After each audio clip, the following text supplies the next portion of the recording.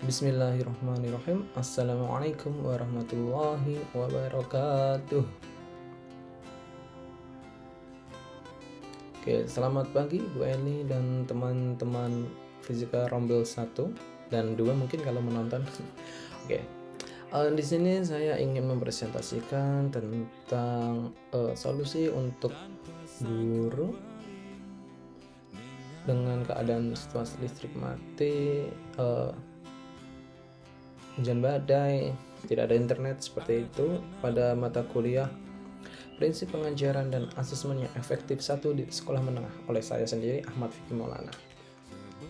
Nah, jadi topik permasalahannya atau topik bahasan atau permasalahan yang akan kita bahas kali ini adalah solusi untuk guru dengan kondisi jam terakhir pembelajaran di sekolah dengan suasana hujan, tidak ada internet, dan mati listrik setelah jam olahraga tetapi harus praktikum fisika. Oke, terkadang hal yang sudah kita rencanakan itu tidak selamanya bisa berjalan sesuai dengan rencana.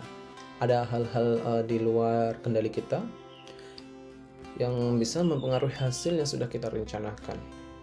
Akan tetapi kita harus punya rencana cadangan untuk menyiasati kendala-kendala seperti itu. Nah, situasi seperti itu memang bisa menjadi tantangan yang cukup besar bagi guru, terutama dalam menyampaikan materi praktikum fisika pada saat listrik mati dan tidak ada koneksi internet, habis olahraga, jam terakhir juga. Nah, ini ada beberapa solusi yang bisa dicoba. Yang pertama, menyelaraskan frekuensi dengan peserta didik. Oke, maksudnya menyelaraskan frekuensi dengan peserta didik yaitu kan kita tahu bahwa jam-jam terakhir terus habis olahraga gitu kan gak ada internet, mati hujan gitu. Nah, pembelajaran bisa dilakukan dengan tanya jawab atau kita mulai dengan ice breaking dulu, ice breaking sederhana untuk melatih konsentrasi, tetapi jangan terlalu banyak gerakan karena kita tahu bahwa peserta didik habis olahraga jadi secara fisik tuh dia sudah capek, jadi jangan kita tambahin, kurang lebih seperti itu. Nah, kemudian kita ice breaking sebentar untuk melatih fokus, kemudian kita bisa melanjutkan dengan preview. Jadi kita bisa mereview materi yang sudah diajarkan di pertemuan sebelumnya, lalu kita tanya ke siswa sambil kita mengaitkan ke materi yang sedang kita ajarkan secara langsung, seperti itu. Kemudian menggunakan media non digital. Nah, seperti yang telah dijelaskan oleh Mas Kohar kemarin, kita bisa menggunakan media offline, media non digital, yaitu seperti misalkan LKPD. Kita bisa membuat fisik LKPD-nya dengan di print, ataupun jika kita ingin menggunakan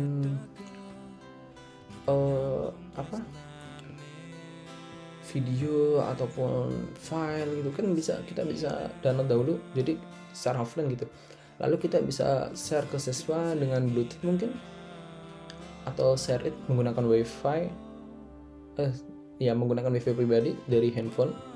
Itu bisa buat share video ataupun file yang ukurannya cukup besar, bahkan mungkin bisa, memang bisa. Oke, kemudian menggunakan alat-alat sederhana yang tersedia. Nah, seperti yang kemarin dijelaskan atau dikemukakan oleh Mbak Fauzia, kita bisa menggunakan alat-alat sederhana yang tersedia. Misalnya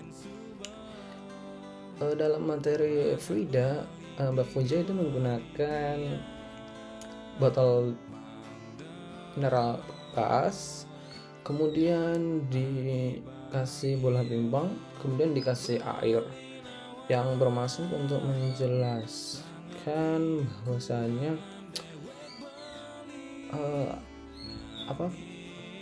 tekanan dalam fluida tersebut.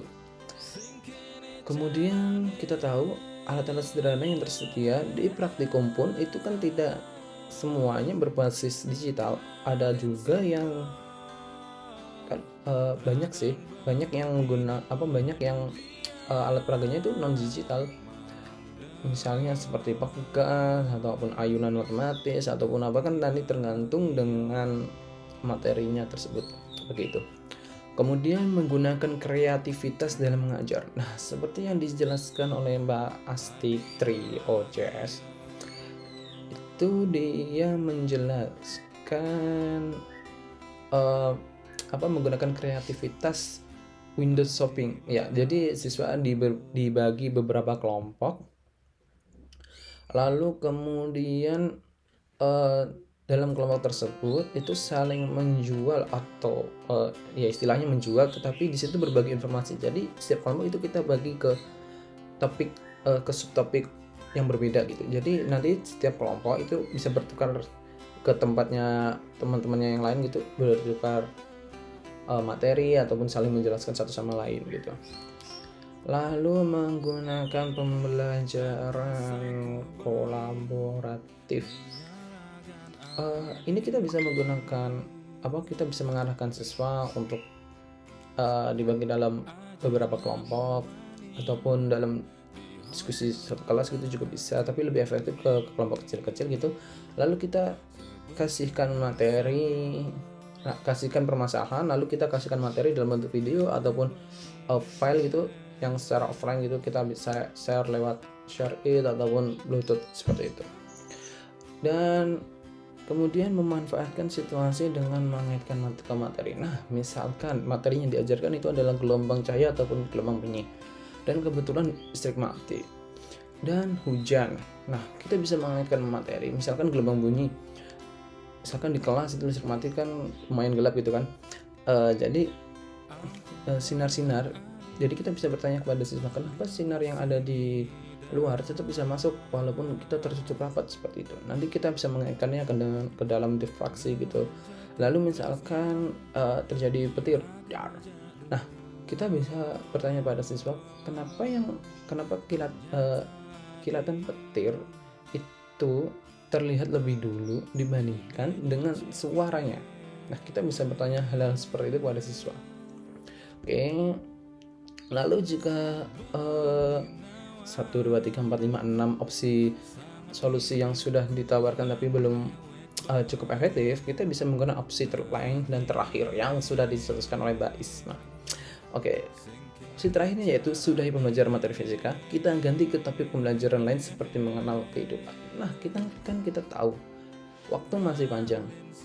Jadi kita tidak boleh atau tidak bisa memaksakan hal yang memang tidak bisa kita laksanakan pada hari itu. Kita bisa menggantinya ke lain waktu. Dan hari itu kita ganti dengan permasalahan yang mungkin siswa butuhkan, karena mungkin guru-guru yang lain pun tidak mengajarkannya pada mereka. Seperti kita membahas tentang kehidupan. Nah, kita membahas tentang kehidupan yang menjadi seseorang yang baik dalam kehidupan bermasyarakat itu seperti apa, lalu pengelolaan keuangan itu seperti apa yang benar, dan menjadi pribadi yang baik bagi teman ataupun sosial itu juga seperti apa. Nah, saya kira seperti ini itu juga menarik bagi siswa dibandingkan kita melaksanakan pembelajaran fisika yang mungkin kita tahu bahwa hasilnya itu kurang maksimal. Nah, oke. Lalu kita masuk ke kesimpulan. Dalam situasi seperti ini, kreativitas dan fleksibilitas dapat menjadi kunci penting dalam mengajar. Guru harus dapat beradaptasi dengan situasi yang ada dan menemukan cara-cara kreatif untuk menyampaikan materi praktik fisika kepada siswa.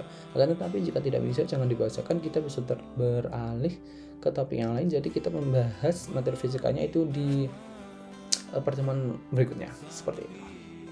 Nah, itu presentasi dari saya Ahmad Fikri Maulana. Kurang lebihnya saya mohon maaf. Wassalamualaikum warahmatullahi wabarakatuh.